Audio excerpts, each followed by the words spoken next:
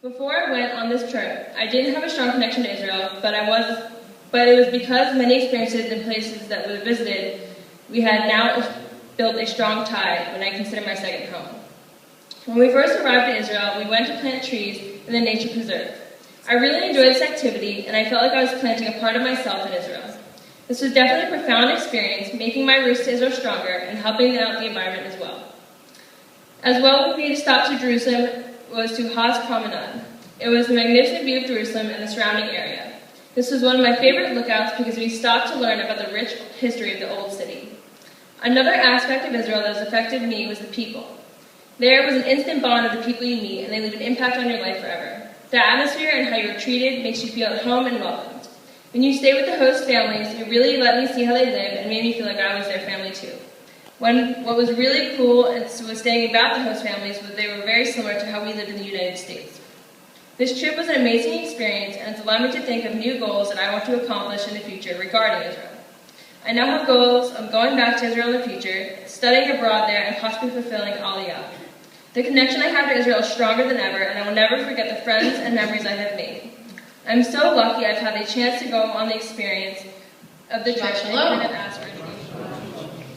So I will be speaking about the trip itself.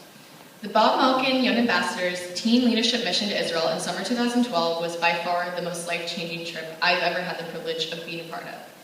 When we first arrived in Israel, we were all exhausted from a 9-hour flight. However, we were so excited that we finally made it. All the flight attendants said, "Welcome home." I was skeptical of them saying that Israel was my home, but that quickly changed as we made our journey throughout the Jewish homeland. As we walked out of the airport, we were greeted by our Israeli staff, our tour guide Natalie, our guard and medic Eliran, and our bus driver Uzi. They gave us a warm welcome, and we were on our way into Jerusalem for a delicious Bedouin-style lunch and tree planting.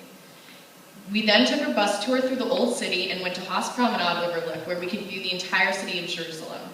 We finished the day relaxing in our hotel with a beautiful dinner and playing group bonding games together before bed.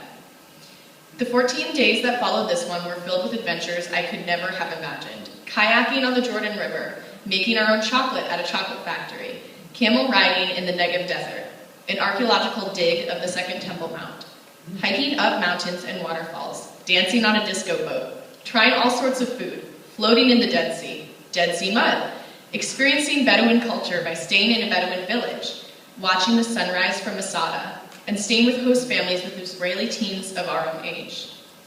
Being able to spend time with our Israeli peers was an eye-opening experience that no matter how far apart two countries are people, and we all have something to tie us together.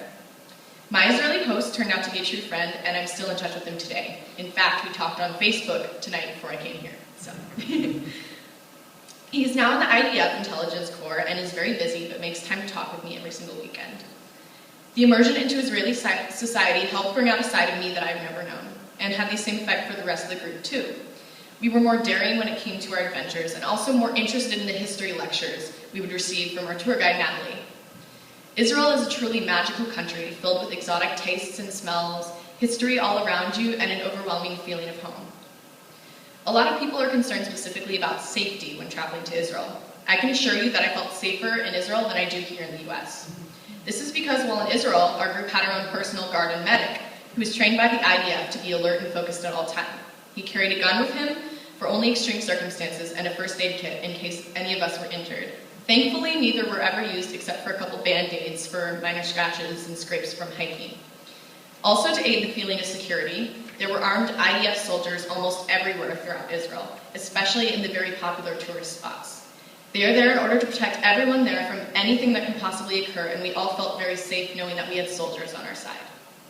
Overall, the adventure we went on was so incredible, so life-changing and eye-opening that I learned so much about myself, my heritage, my religion, and humanity as a whole. This year, I will be attending Florida State University, but my experience on the Young Ambassadors mission was so influential that I've decided to move to Israel after completing college and pursue my passion for politics, where I hope to work towards resolving the conflict in the Middle East. Hello, my name is Jesse Shine, and I'm going to be talking about the post-mission trainings that we did. The Jewish Federation of Sarasota Manatee is unmatched in its abilities to actively encourage young people to become more involved with Judaism and to experience it as a community.